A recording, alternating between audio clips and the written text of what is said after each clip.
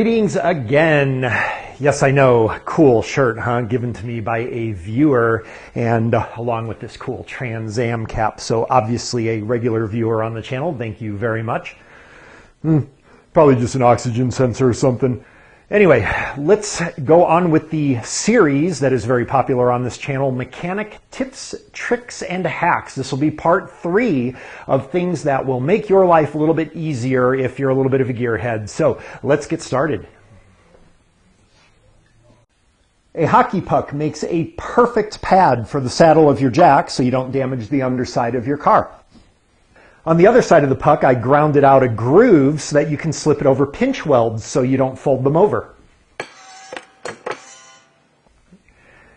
Gritty dirt under the fingernails that never removes can always be a problem. Easiest way to prevent that, obviously, with gloves. You can't always wear gloves in all situations, though, so a good preventative technique if you're not wearing gloves is to take a bar of soap and just scrape your fingernails over it.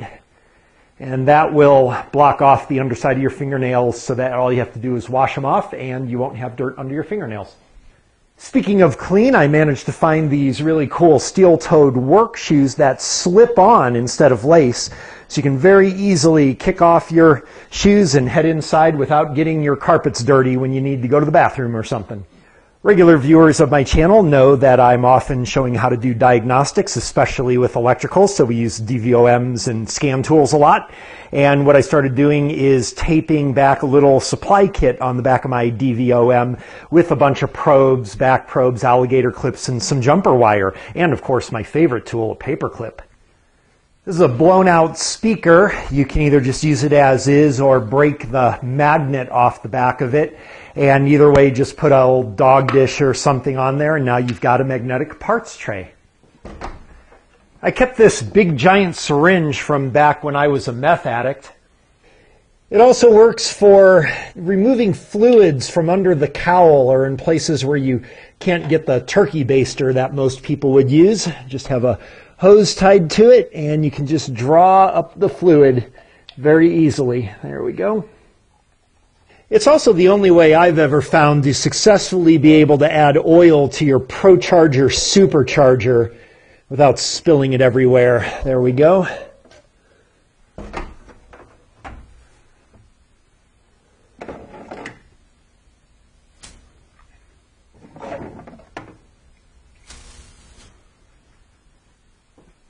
This is a mostly homemade fuel pressure testing kit.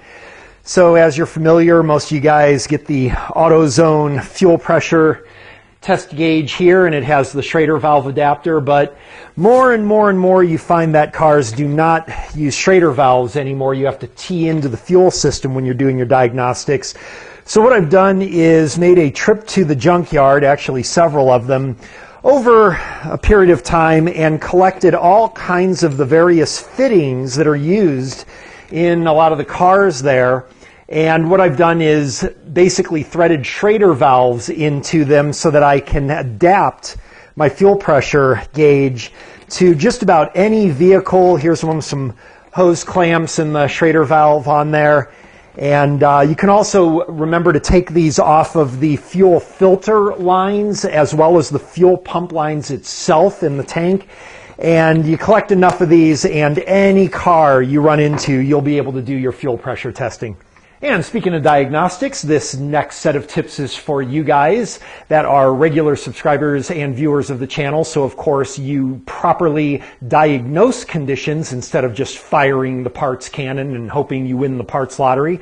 So for you guys who have real skill in automotive, these next tips are for you.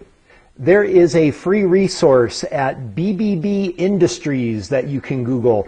Just simply register for free and you will be able to access their database of wiring diagrams for just about every car on the planet. A must-have for do-it-yourself troubleshooters that don't have access to things like ALLDATA or Mitchell or Shopkey. Another resource I use is atgtraining.com, Automotive Training Group, and they have a free online volumetric efficiency calculator, which I don't believe I've ever done a video on. I'll have to show that, but this is a must-have when you're doing diagnostics on when you suspect an issue with the induction metrics. So free resource there, and really helps to rule out variables.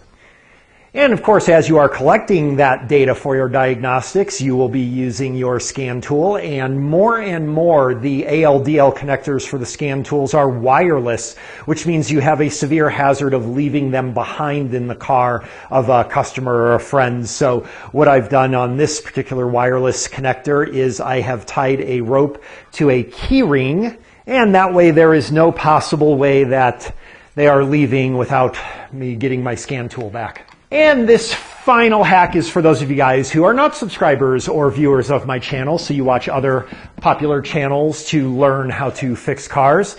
And this is a hack known as the Kilmore the Car Guy box.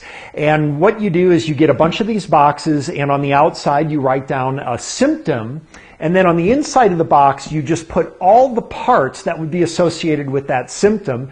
Then you just feel around in the box, and let's see what we got. We have an ignition coil.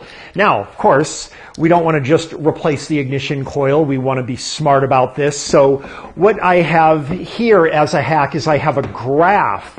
And this graph basically shows for the part how many people on online forums who have never turned a wrench in their lives are advising that you should replace this part. So as we can see, ignition coil ranks pretty high on this, so good chance that should fix it.